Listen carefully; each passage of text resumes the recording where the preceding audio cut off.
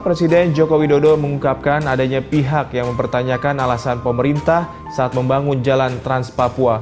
Presiden mengatakan pembangunan jalan Trans Papua adalah wujud keadilan sosial yang dilakukan pemerintah. Dulu-dulu yang dibangun infrastruktur selalu di Jawa. Kenapa sekarang di luar Jawa? Supaya ada pemerataan, supaya ada keadilan dari Sabang sampai Merauke. Presiden mengatakan sebelumnya pembangunan selalu dilakukan di Pulau Jawa, tetapi sekarang dilakukan di luar Jawa. Presiden menjelaskan pembangunan Trans Papua memang harus dibangun untuk mempersatukan Indonesia.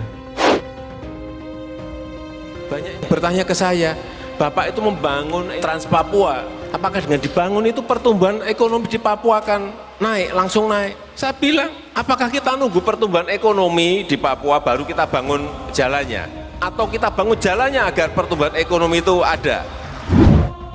Presiden yang kita rasakan ini Bapak Jokowi, pembangunannya itu kita rasakan sekarang. Harapan saya ke depan lebih lanjut lagi pembangunan yang dia sudah adakan. Jokowi orangnya sederhana, orangnya baik, tidak seperti yang lain.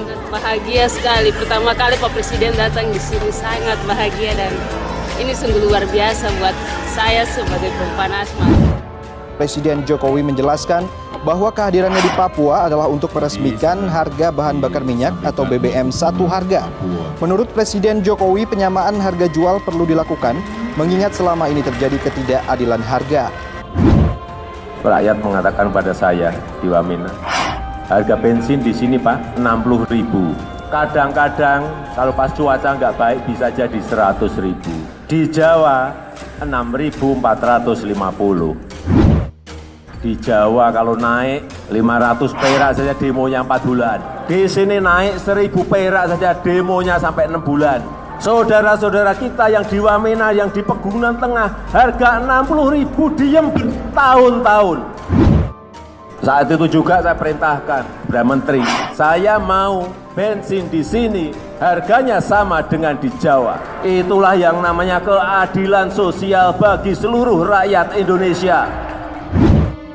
Provinsi Papua dan Papua Barat semakin pesat perkembangannya berkat upaya Presiden Joko Widodo atau Jokowi yang semakin masif dalam pembangunan di wilayah tersebut.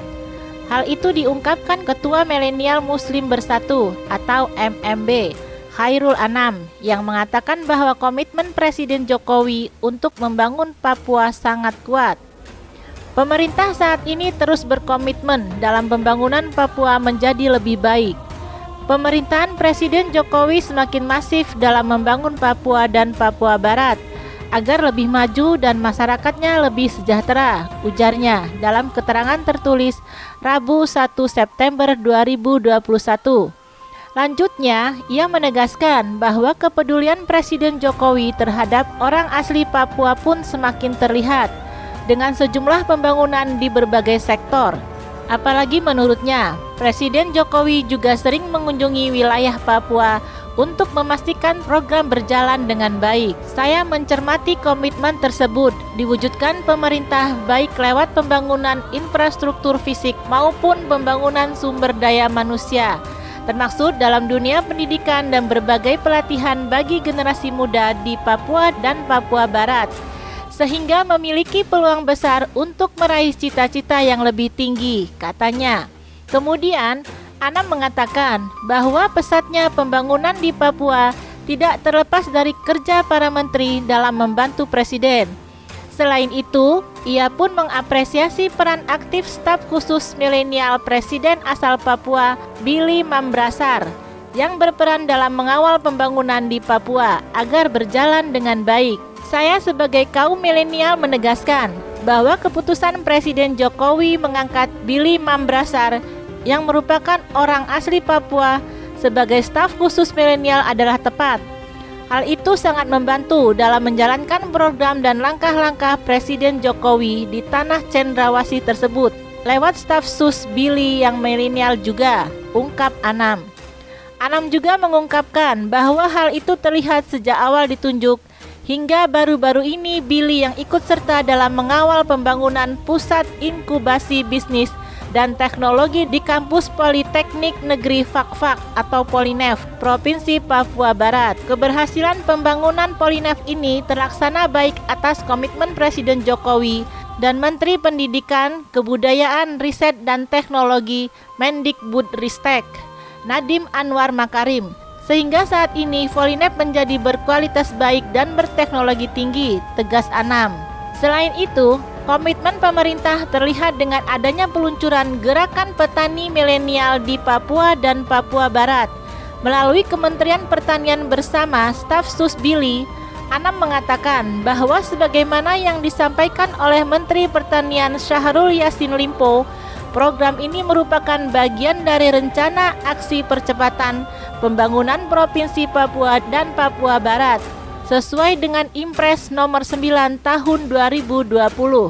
Suksesnya peluncuran program petani milenial di 3 kabupaten Provinsi Papua Barat, yaitu Manokwari, Teluk Bintuni, dan Fakfak, serta di Kabupaten Merauke, Provinsi Papua menjadi sebuah aksi nyata kepedulian pemerintah terhadap masa depan masyarakat khususnya milenial di Papua, pungkasnya. Banyak bertanya ke saya, Bapak itu membangun Trans Papua, apakah dengan dibangun itu pertumbuhan ekonomi di Papua akan naik, langsung naik? Saya bilang, apakah kita nunggu pertumbuhan ekonomi di Papua baru kita bangun jalannya?